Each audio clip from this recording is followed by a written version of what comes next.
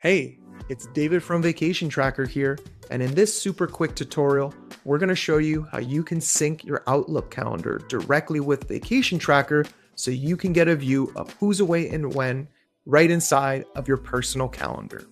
To get started, as usual, you're going to want to make sure that you're logged into your own Vacation Tracker account.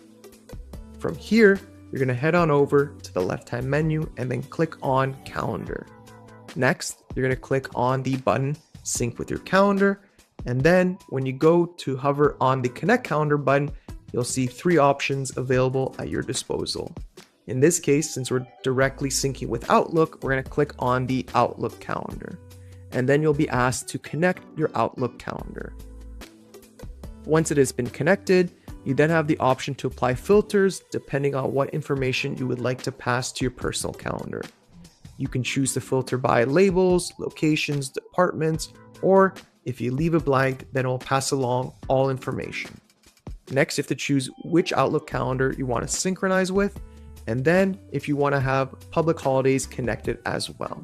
Once you've gone through all the settings and then click on Create Calendar Sync, the new calendar sync will be applied to your Outlook calendar.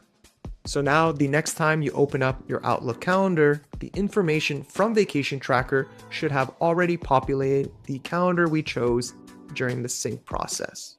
And if the information becomes too overwhelming, you can always choose to toggle the calendar on and off whenever you need it. Thanks for checking out this tutorial. If you want to learn more about calendar syncing and the different methods available to you, then feel free to check out our help desk there, which has tons of articles covering this subject in much more depth. And if you run into any issues whatsoever when setting up your own Outlook sync, then please reach out to our support team either via chat or email.